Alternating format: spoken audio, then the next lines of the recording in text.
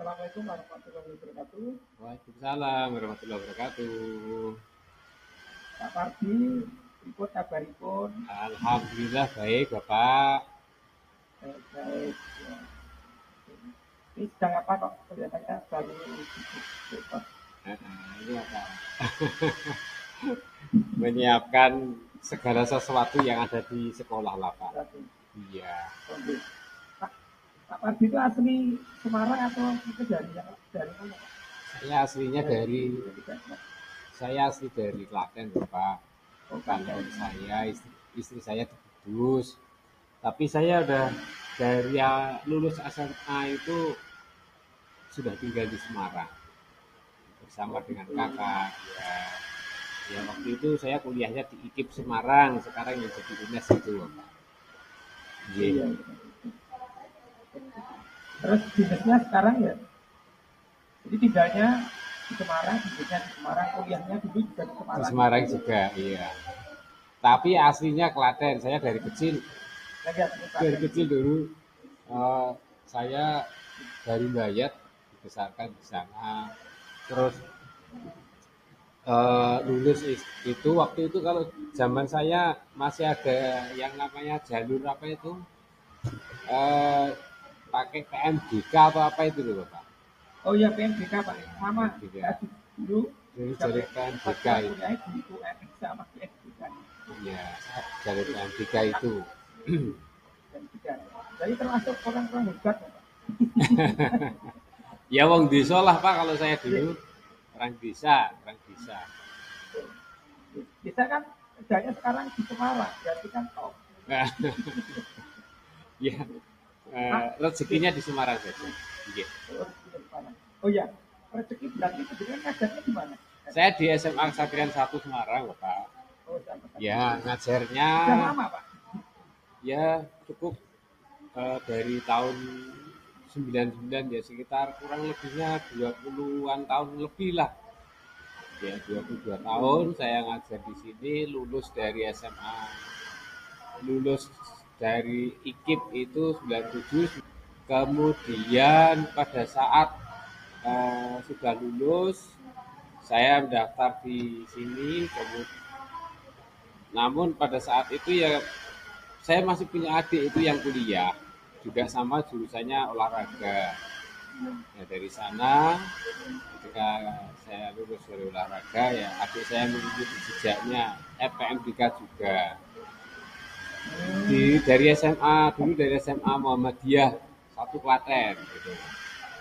Oh, Muhammadiyah 1 Ya, MUHI itu ya, dari MUHI kalau istilahnya dulu saya ya. Ya namanya MUHI. Kemudian itu adik saya kemudian ke sini sama untuk MDK. Terus karena anak laki-lakinya dua yang lainnya putri semua, kakak-kakak saya sama adik itu ya akhirnya di antara dua anak yang laki-laki itu satu saya yang harus merantau di Semarang, yang satunya kembali ke kampung halaman nunggoni Simbok gitu. Berarti ini tunggu orang tuanya. Ya, nunggoni orang tua yang satunya Bapak. Orang tuanya. Iya. Bapak itu kastornya apa Pak? Mapelnya? Saya mapelnya Penjas Pak, PJOK. Oh, olahraga. Oh, iya. PJOK sehat. PJOK terus selain ngajar saya tugas saya diberikan tambahan tugas lah istilahnya Pak. Ada tugas tambahannya itu adalah di bidang kesiswaan. Ya kegiatannya sama Pak, kita juga kesiswaan. Sama kesiswaan ya. Oke. Mungkin yang bisa kita diskusikan hari ini apa kita berikan yang diskusikan hari ini? Ya kalau yang berkaitan dengan kesiswaan ya mungkin masih sama lah Pak. Jadi sekiranya yang menjadi masalah yang umum tetapi itu bisa menyangkut orang banyak dan terjadi ketidaktertiban si anak atau kurangnya disiplin di dalam pelaksanaan mengikuti proses pembelajaran yang ada di sekolah SMA Kesaktian 1. Karena kan memang kita sekolah punya visinya itu utama dalam iman dan prestasi, berlandaskan kedisiplinan dan kekeluargaan. Nah, ini visi sekolah kami yang ada di SMA Kesatrian 1 itu utama dalam iman. Jadi yang diutamakan itu iman dulu, Bapak. Keimanannya, kemudian setelah itu adalah prestasi. Utama dalam iman dan prestasi. Jadi segala sesuatu harus diraih. Prestasi sekecil apapun, semuanya itu kalau kita tahu makna prestasi bukan berarti hanya ada yang juara saja. Ya. Ya. Kemudian selain prestasi yang ada di situ juga ada berlandaskan kepada kedisiplinan. Nah, kata kunci di tempat kami itu adalah kedisiplinan siswa, kedisiplinan stakeholder yang ada di sekolah dan warga sekolah. Kemudian setelah kedisiplinan yang ada di warga sekolah juga berdasarkan kekeluargaan. Jadi ya disiplin tetapi rasa kekeluargaan yang harus kuat. Demi apa? Untuk ini Bapak. Bagaimana kita stakeholder yang ada di sekolah kesatrian, baik alumni, kemudian Bapak Ibu guru, siswa dan masyarakat yang ada, itu kita masih ada, alhamdulillah masih ada kepercayaan dari masyarakat bahwa sekolah yang ada di tempat sini itu memang masih dibutuhkan dan istilahnya itu memang masyarakat masih mempercayai hal tersebut. Oh gitu. Iya. Oh gitu Pak. Berarti masih dianggap, ya masih masyarakat masih menganggap kalau sekolah itu termasuk sekolah favorit gitu. Ya, dulu namanya ada sekolah favorit, tapi setelah adanya zona itu kan tidak ada istilah sekolah favorit, sekolah apa kan tidak semuanya sama. Tapi iya, semuanya kan sama Bapak. Tapi yang jelas kan kita punya ciri khusus dan punya karakteristik sendiri. Jadi ada yang kalau sekolah saya kan harus ada sesuatu yang diunggulkan. Ada sesuatu yang nanti outputnya itu apa. Kami menyadari sekolah swasta tanpa adanya seperti itu kita tidak akan bisa bergerak. Tetapi kita masyarakat akan lebih percaya ketika kita mempunyai satu karakteristik sendiri.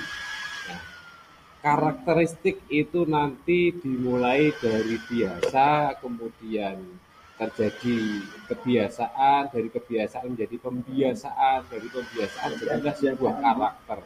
Setelah dari karakter jadilah sebuah budaya. Nah, kalau ketika kita sudah dari biasa menjadi pembudayaan, dari budaya-pembudayaan yang ada, itu sudah tidak lagi yang namanya adanya sanksi atau hukuman. Karena di dalam peraturan, di dalam istilahnya aturan yang ada di sekolah, komunitas yang ada di sana itu menjadi dari awal dari sebuah kesepakatan bersama menjadi sebuah keyakinan yang harus dilakukan secara bersama-sama dengan sadar.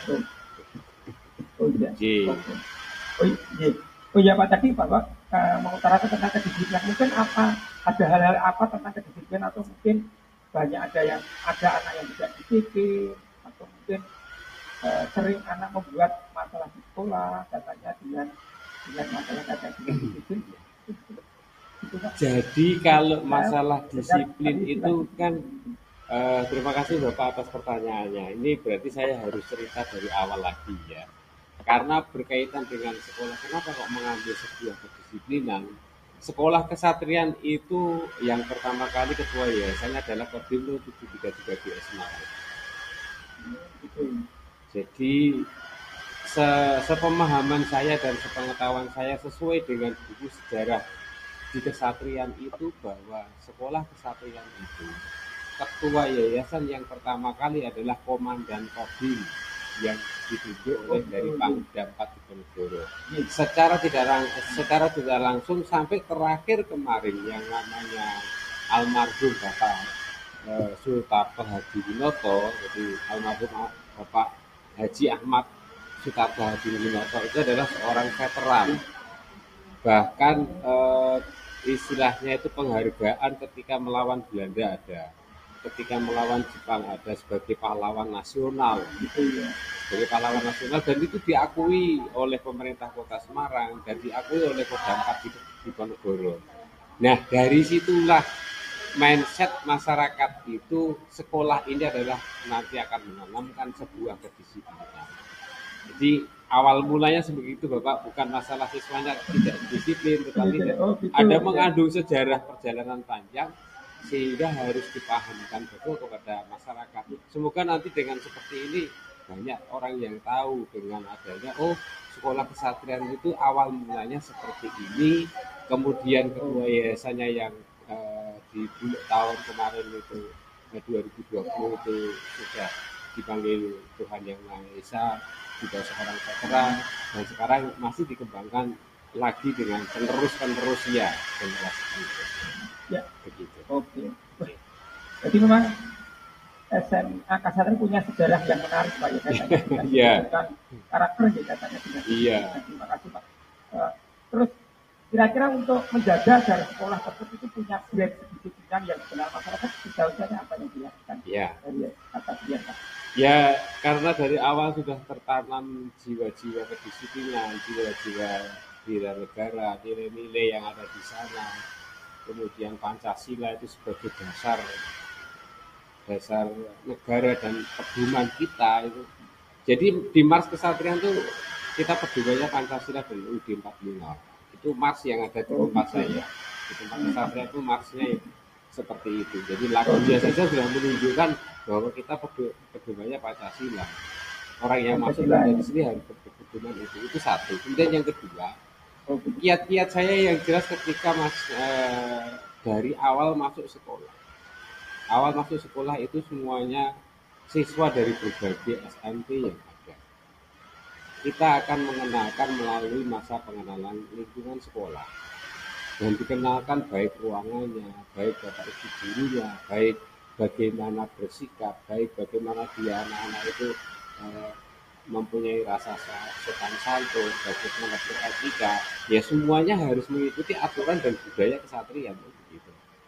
Semuanya harus mengikuti aturan budaya kesatuan. Jangan sampai walaupun berbeda-beda SMP, tidak memandang kamu SMP swasta, SMP negeri, tetapi ketika Anda sudah bergabung berada di sini menjadi satu kesatuan utuh di keluarga besar kesatuan, maka semuanya nuansanya adalah nuansa keluarga kesatuan. Begitu Bapak. Oke. Nah, terus untuk menjaga agar tetap berjalan sesuai yang diharapkan, itu kira-kira yang bertanggung jawab siapa Pak kaitannya? Kayak kalau yang bertanggung jawab yang jelas kepala sekolah semuanya Pak. Yang bertanggung jawab kepala sekolah menjalankan amanah dari yayasan. Kemudian pelaksana yang ada di lapangan adalah kesiswaan, ditambah dengan bapak ibu guru yang lain termasuk siswa sendiri. Ya, kenapa siswa sendiri? Mungkin salah satu contoh kecil yang berkaitan dengan kedisiplinan yang ada. Ketika masuk harus mengikuti upacara pembukaan, kemudian ketika masuk pada saat masuk nanti dibentuk pasukan 17, pasukan 8 dan pasukan 45 dari masing-masing kelas, dan itu sifatnya wajib Bapak. Sehingga membentuk pasukan 17, 8, 45 yang akan mengibarkan bendera merah putih itu sebuah kebanggaan tersendiri di sini. Menjadi kebanggaan anak-anak ketika mengibarkan bendera.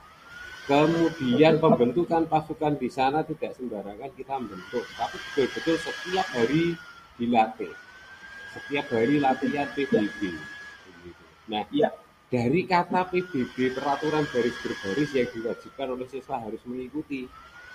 Kita sudah tahu kalau bangsa Indonesia itu dengan PBB itu sudah bisa dengan disiplin. Contohnya apa Pak? Contohnya sederhana. Contoh misalkan, ketika anak bisa berdiri dengan sikap sempurna 1 menit 42 detik, maka ketika saat itu pula Indonesia Raya dikumandangkan dan merah putih dikibarkan, dan anak sudah bisa meresapi makna yang ada di sana bahwa perjuangan para pahlawan pengorbanannya dengan tetesan keringat, tetesan darah, bahkan air mata, nyawa sekalipun, itulah kita harus bisa meresapi di sana bahwa kita sebagai pelajar semuanya anak-anak, Anda sebagai pelajar, kita hanya mengisi kemerdekaan. Bagaimana mengisi kemerdekaannya? Maka Anda harus 1, hormat bendera. 2, kalian harus bisa selain menghargai jasa para pahlawan dengan sikap sempurna, diam, tidak ada gerak sedikit pun.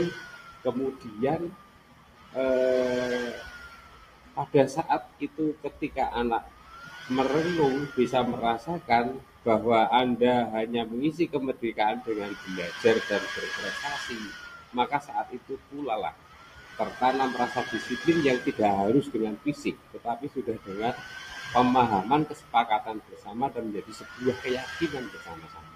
Begitu Bapak. Oke. Terima kasih sekali. Jadi kita sudah cerita banyak, sudah diskusi dari yang kita diskusikan tadi. Kira-kira kalau diambil garis merahnya apa Pak? Ya garis merahnya Bapak, iya. Garis merahnya yang jelas dari awal, kalau boleh saya menyampaikan pada panjenengan bahwa kedisiplinan itu mulailah dari diri sendiri, kemudian mulailah dari sekarang, dan mulai dari hal-hal yang kecil, sehingga akan tertanam pada diri sendiri dari hal kecil dan mulai dari sekarang. Dengan cara apa?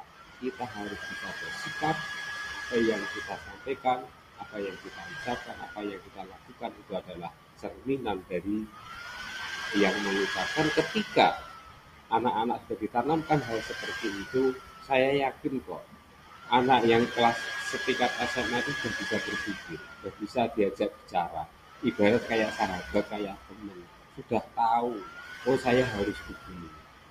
Jadi tidak perlu dengan namanya tindakan fisik, tetapi yang lebih diutamakan adalah persuasif edukatif. Membentuk kedisiplinan itu dengan persuasif edukatif dan mendidik, sehingga ditarik garis menang. Kalau kita tarik garis merah atau benang merahnya adalah bahwa sebuah proses kedisiplinan itu yang paling utama adalah dari diri sendiri, dari hal yang kecil dan mulai dari sekarang. Sehingga kalau tidak tertanam hal tersebut menjadi sebuah karakter, menjadi sebuah budaya yang bisa membudayakan, sehingga kita tidak akan lupa jasa para pahlawan. Demikian Bapak. Terima kasih. Yes. Terima kasih sedang ngobrol hari ini. Semoga dari sharing kita bisa memberi inspirasi terutama dan mendengar diri dan akan saya menjadi. Terima kasih. Terima kasih Bapak. Selamat siang. Bapak. Waalaikumsalam warahmatullahi wabarakatuh.